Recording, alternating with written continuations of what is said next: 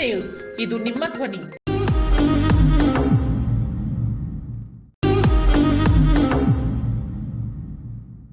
ನಿಮ್ಮ ಮನೆಯ ಪ್ರತಿಯೊಂದು ಅಂಶವನ್ನು ಸ್ಪರ್ಶಿಸುತ್ತಿದೆ. ಹಾವೆಲ್ಸ್ನ ಅತ್ಯುತ್ತಮ ಶ್ರೇಣಿಯ ಎಲೆಕ್ಟ್ರಿಕಲ್ ಉತ್ಪನ್ನಗಳು ಮತ್ತು ಗೃಹೋಪಯೋಗಿ ವಸ್ತುಗಳ ಖರೀದಿಗಾಗಿ ಹಿಂದೆ ಭೇಟಿ ಕೊಡಿ. ಮೆಸರ್ಸ್ ಆನಂದ್ ಎಂಟರ್ಪ್ರೈಸಸ್, ಜೈನ್ ಕಲ್ಯಾಣ ಮಂಟಪದ ಹಿಂದೆ, ಆನಂದ್ ಪಬ್ಲಿಕ್ ಶಾಲೆ ಹತ್ತಿರ, ವೆಂಕಟೇಶ್ವರ ನಗರ, ಸಿಂಧನೂರು. ಹಾವೆಲ್ಸ್ನ ಅತ್ಯುತ್ತಮ ಶ್ರೇಣಿಯ ಎಲೆಕ್ಟ್ರಿಕಲ್ ಉತ್ಪನ್ನಗಳು ಮತ್ತು ಗೃಹೋಪಯೋಗಿ ವಸ್ತುಗಳು ಖರೀದಿಗಾಗಿ ಹಿಂದೆ ಭೇಟಿ ಕೊಡಿ. ಮೆಸರ್ಸ್ ಆನಂದ್ ಎಂಟರ್ಪ್ರೈಸಸ್, ಜೈನ್ ಕಲ್ಯಾಣ ಮಂಟಪದ ಹಿಂದೆ, ಆನಂದ್ ಪಬ್ಲಿಕ್ ಶಾಲೆ ಹತ್ತಿರ, Venkateshwara Nagar, Sindhanur. Havells galaxy showroom, ಸಿಂಧನೂರಿನಲ್ಲಿ.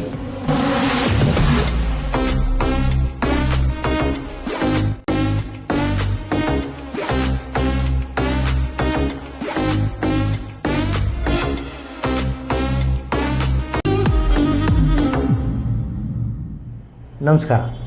S ನ್ಯೂಸ್ಗೆ ಸ್ವಾಗತ. ನಾನು ಎಸ್ ದೇವೇಂದ್ರಗೌಡ. ಇಂದಿನ ಮುಖ್ಯಾಂಶಗಳು. ಹಿಂದುಳಿದ ಆಯೋಗದ ಅಧ್ಯಕ್ಷರಿಂದ ಸಾಮಾಜಿಕ ಮತ್ತು ಶೈಕ್ಷಣಿಕ ವರದಿ ಸರ್ಕಾರಕ್ಕೆ ಸಲ್ಲಿಕೆ. ಜೋಳ ಖರೀದಿ ಕೇಂದ್ರ ಆರಂಭಕ್ಕೆ ಒತ್ತಾಯಿಸಿ ಕರ್ನಾಟಕ ರೈತ ಸಂಘ ಪ್ರತಿಭಟನೆ. ಅತ್ಯಾಚಾರ ಕೊಲೆ ಖಂಡಿಸಿ ಪ್ರತಿಭಟನೆ ಕೆ. ಮರಿಯಪ್ಪ. ಆತ್ಮತೃಪ್ತಿ ಸೇವೆ ಮತ್ತಷ್ಟು ಉತ್ತೇಜನ ಡಾಕ್ಟರ್ ಹಾಲಪ್ಪ. ಚನ್ನಹಳ್ಳಿ ಸರ್ಕಾರಿ ಪ್ರೌಢಶಾಲೆಯಲ್ಲಿ ಕರಾಟೆ ತರಬೇತಿ. ವಾರ್ತೆಗಳ ವಿವರ. ಬಹು ನಿರೀಕ್ಷಿತವಾದ ವರದಿ ಸಲ್ಲಿಕೆ ಮುನ್ನವೇ ಪರ ವಿರೋಧ ಚರ್ಚೆ ಪ್ರಾರಂಭಿಸಿದ ಪ್ರಬಲ ವರ್ಗದ ಸಮುದಾಯಗಳು. ಸಾಮಾಜಿಕ ಹಾಗೂ ಶೈಕ್ಷಣಿಕ ವರದಿಯನ್ನು ಹಿಂದುಳಿದ ವರ್ಗದ ಆಯೋಗದ ಅಧ್ಯಕ್ಷರಾದ ಜಯಪ್ರಕಾಶ್ ಹೆಗಡೆಯವರು ಮಾನ್ಯ ಮುಖ್ಯಮಂತ್ರಿಗಳಾದ ಸಿದ್ದರಾಮಯ್ಯನವರಿಗೆ ಇಂದು ಸಲ್ಲಿಸಿದರು. ಈ ವರದಿಯನ್ನು ಸ್ವೀಕರಿಸಿ ಮಾತನಾಡಿದ ಸಿದ್ದರಾಮಯ್ಯನವರು, ವರದಿ ಸ್ವೀಕರಿಸಿದ್ದು ಕ್ಯಾಬಿನೆಟ್ ಮುಂದೆ ಇದನ್ನು ಇಟ್ಟು ಚರ್ಚಿಸಲಾಗುವುದು ಎಂದರು.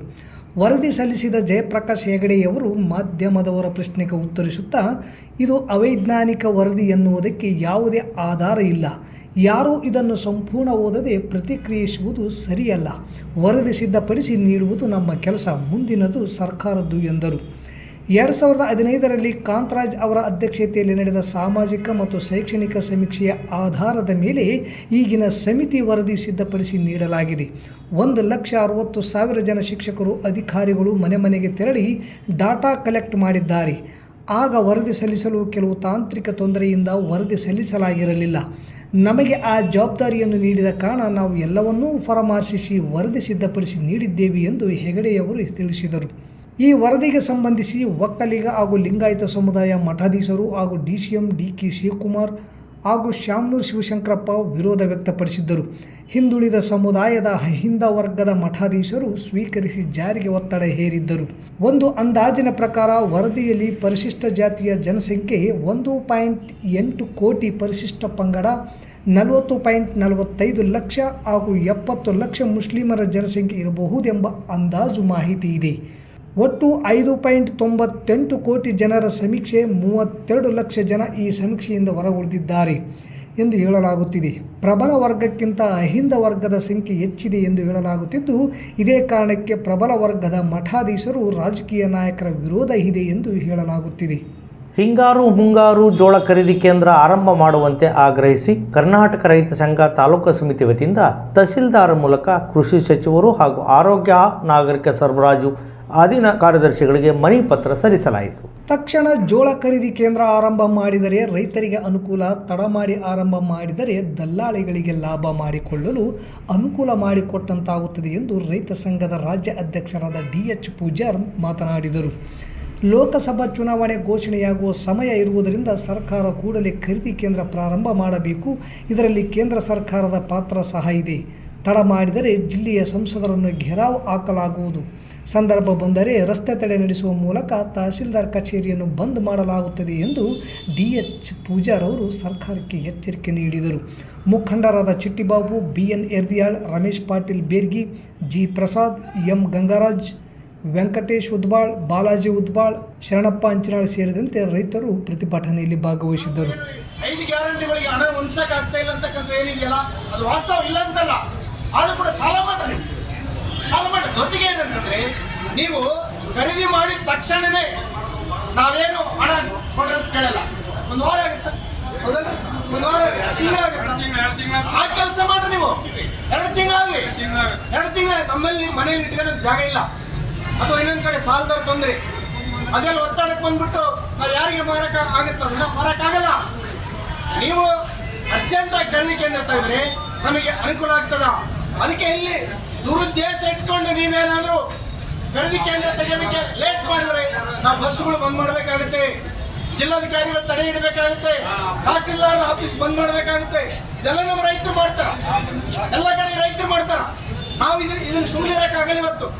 ಇವತ್ತನೇ ಯಾರು ತಹಸೀಲ್ದಾರ್ ಅವರು ಇದ್ದಾರ, ಈಗ ಅರ್ಜೆಂಟ್ ಆಗಿ ಮುಖ್ಯಮಂತ್ರಿಗಳಿಗೆ ಜಿಲ್ಲಾಧಿಕಾರಿಗಳಿಗೆ ಫ್ಯಾಕ್ಸ್ ಕಳಿಸ್ಬೇಕು.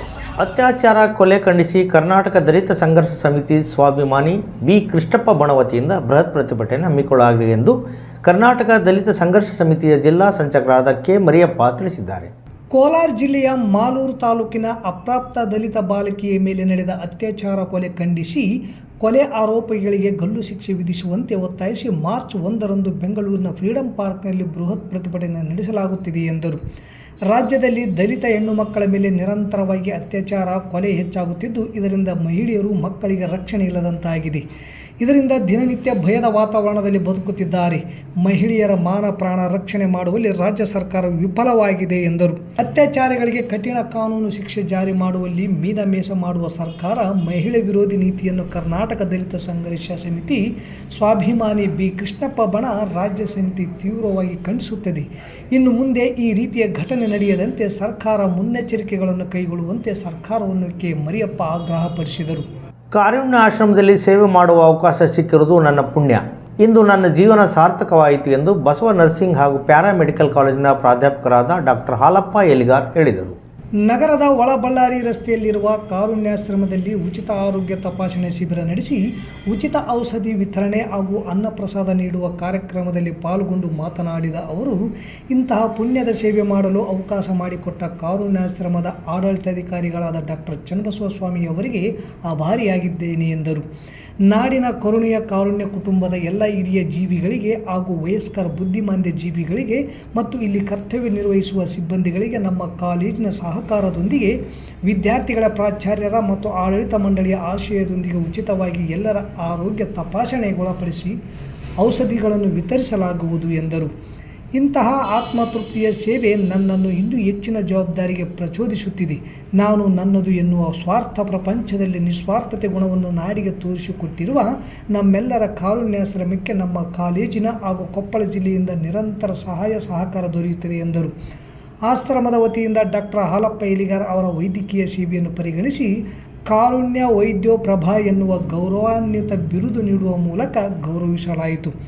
ಮುಖ್ಯ ಅತಿಥಿಗಳಾಗಿ ಸುಮಿತ್ರಾ, ಡಾಕ್ಟರ್ ಹಾಲಪ್ಪ ಎಲಿಗಾರ್, ಕಾಲೇಜಿನ ಕಾರ್ಯದರ್ಶಿಗಳಾದ ಬಸವರಾಜ್, ಉಪನ್ಯಾಸಕರಾದ ಮಂಜುನಾಥ್ ಹಾಗೂ ಕುಮಾರಿ ಮೇಘನಾ, ಅಮರೇಶ್ವರ ಆಸ್ಪತ್ರೆಯ OT technician Muttanna Sultanpur, doctor Yamanappa Ontigera, Nagaraj Ontigera, Vasanta Parasi, ಆಶ್ರಮದ ಸಿಬ್ಬಂದಿಗಳಾದ ಡಾಕ್ಟರ್ ಚನ್ನಬಸವಸ್ವಾಮಿ ಹಿರೇಮಠ್, ಸುಜಾತಾ ಹಿರೇಮಠ್, ಗೀತಾ ಕುಲಕರ್ಣಿ, ಸಿದ್ದಯ್ಯ ಸ್ವಾಮಿ, ಅಮರೇಶ್ ಆದ್ರಿ, ಮರಿಯಪ್ಪ, ಶರಣಮ್ಮ ಮತ್ತು ಕಾಲೇಜಿನ ಎಲ್ಲ ವಿದ್ಯಾರ್ಥಿಗಳು ಉಪಸ್ಥಿತರಿದ್ದರು.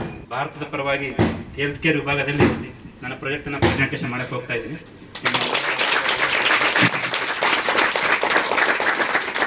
ಆದರೆ ಏನಾದರೂ ಸಕ್ಸಸ್ ಆಯಿತು, ವಿನ್ನರ್ ಅಂದರೆ ನೆಕ್ಸ್ಟ್ ಸಾರ್ಕ್ ಶೃಂಗಸಭೆ ಮತ್ತು WHO ಭಾಗವಹಿಸಕ್ಕೆ ಅವಕಾಶ ಸಿಗುತ್ತೆ ಅಂತ ಕೇಳ್ತೀನಿ. ತಾಲೂಕಿನ ಚನ್ನಹಳ್ಳಿ ಸರ್ಕಾರಿ ಪ್ರೌಢಶಾಲೆಯಲ್ಲಿ ವ್ಯಾಸಂಗ ಮಾಡುತ್ತಿರುವ ವಿದ್ಯಾರ್ಥಿನಿಯರಿಗೆ ಕರಾಟೆ ತರಬೇತಿ ನೀಡಲಾಯಿತು. ರಾಜ್ಯ ಸರ್ಕಾರದ ಸ್ವರಕ್ಷಣಾ ಕೌಶಲ್ಯದ ಯೋಜನೆಯಡಿ ಈ ತರಬೇತಿ ನೀಡಲಾಯಿತು. ಸರ್ಕಾರಿ ಪ್ರೌಢಶಾಲೆಗಳಲ್ಲಿ ವ್ಯಾಸಂಗ ಮಾಡುತ್ತಿರುವ ವಿದ್ಯಾರ್ಥಿನಿಯರಿಗೆ ಸ್ವರಕ್ಷಣಾ ಕೌಶಲ್ಯಗಳ ತರಬೇತಿ ನೀಡಲು ರಾಜ್ಯ ಸರ್ಕಾರ ಯೋಜನೆ ಮಾಡಲಾಗಿದೆ. ಸಮಾಜದಲ್ಲಿ ಹೆಣ್ಣು ಮಕ್ಕಳು ಪ್ರತಿಕೂಲ ಸನ್ನಿವೇಶಗಳಲ್ಲಿ ತಮ್ಮನ್ನು ತಾವು ರಕ್ಷಿಸಿಕೊಳ್ಳುವಷ್ಟು ಸಾಮರ್ಥ್ಯವನ್ನು ಹೊಂದಿರಬೇಕಾಗುತ್ತದೆ ಎಂದು ಸರ್ಕಾರ ಯೋಜನೆ ಮಾಡಿದೆ ಎಂದು ಶಾಲೆಯ ಮುಖ್ಯೋಪಾಧ್ಯಾಯರಾದ ಹಜರತ್ ತಿಳಿಸಿದರು. ವಿದ್ಯಾರ್ಥಿನಿಯರು ಕರಾಟೆ ತರಬೇತಿ ಪಡೆದ ಬಗ್ಗೆ ತಮ್ಮ ಅನಿಸಿಕೆಗಳನ್ನು ವ್ಯಕ್ತಪಡಿಸಿದರು. ಕರಾಟೆ ತರಬೇತುದಾರ ಕಾಸಿಂ ಸಾಬ್ ಕಲೆಗಾರ ಮಾತನಾಡಿ, ರಾಜ್ಯ ಸರ್ಕಾರ ವಿದ್ಯಾರ್ಥಿನಿಯರಿಗೆ ಸ್ವರಕ್ಷಣಾ ಕೌಶಲ್ಯಗಳ ತರಬೇತಿ ನೀಡಲು ತಾಲೂಕಿನ 47 ಪ್ರೌಢಶಾಲೆಗಳಲ್ಲಿ ಕರಾಟೆ ಕಲಿಸಲು ಕೊಟ್ಟಿರುವ 6 ಅವಧಿಗಳು ಸಾಲುವುದಿಲ್ಲ. ಮುಂದಿನ ವರ್ಷಗಳಲ್ಲಿಯೂ ಹೆಚ್ಚು ಅವಧಿಗಳು ಕೊಡಬೇಕೆಂದು ಸರ್ಕಾರಕ್ಕೆ ಮನವಿ ಮಾಡಿದರು. ವಿದ್ಯಾರ್ಥಿನಿಯರು 6 ಅವಧಿಯಲ್ಲಿ ಕಲಿತ ಕರಾಟೆಯನ್ನು ಪ್ರತಿದಿನ ಮನೆಯಲ್ಲಿ ಅಭ್ಯಾಸ ಮಾಡಬೇಕೆಂದು ಹೇಳಿದರು. ಈ ಸಂದರ್ಭದಲ್ಲಿ ಶಿಕ್ಷಕಿಯರಾದ ಭಾಗ್ಯಶ್ರೀ, ಸ್ವಪ್ನ, ಉಮಾದೇವಿ, ಶಿಕ್ಷಕರಾದ ಗಂಗಣ್ಣ ವಂದಾಲಿ, ಶಿವಶಂಕರ್, ಕೃಷ್ಣ, ರಾಜೇಂದ್ರ ಹಾಗೂ ವಿದ್ಯಾರ್ಥಿನಿಯರು ಇದ್ದರು. ಜಗಳ ತೆಗೆಯೋದು ಅಂಥವ್ರಂತೂ ನಿಮ್ಮ ಹತ್ರ ಅಪ್ಪಿತಪ್ಪಿ ಬರೋದೇ ಇಲ್ಲ. ಎದಕ್ಕೆ ಬೇಕಪ್ಪ ಸುಮ್ಮನೆ ಒಂದೇ ಟಿಲ್ಲರ್ ಬಿಟ್ಟು ಅಂತ ಹೇಳಿದ್ರೆ ಬೆಳೆಸಬೇಕು ಅಂತ. ಅದಕ್ಕೆ ನಿಮಗೆ ಈ ಒಂದು 6 ಅವಧಿಗಳು, ಆ 6 ಅವಧಿಗಳು ನಿಮ್ಗೆ ಎಷ್ಟು ಉಪಯೋಗ ಆಗ್ತಾವೋ ಗೊತ್ತಿಲ್ಲ.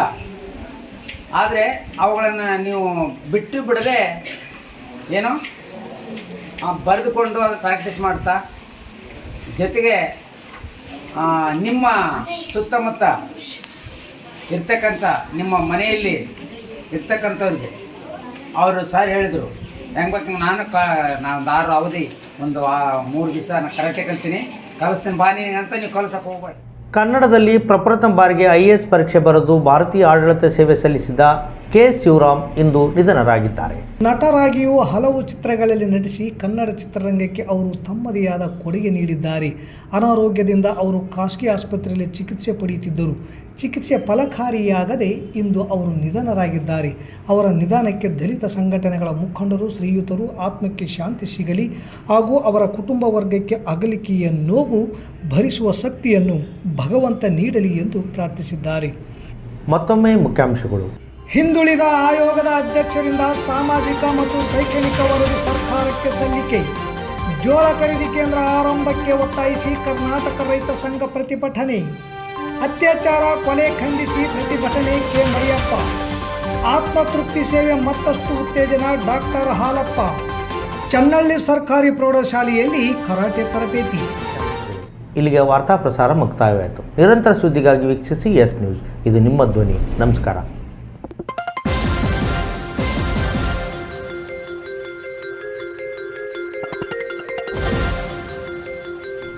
ಎಸ್ ನ್ಯೂಸ್, ಇದು ನಿಮ್ಮ ಧ್ವನಿ.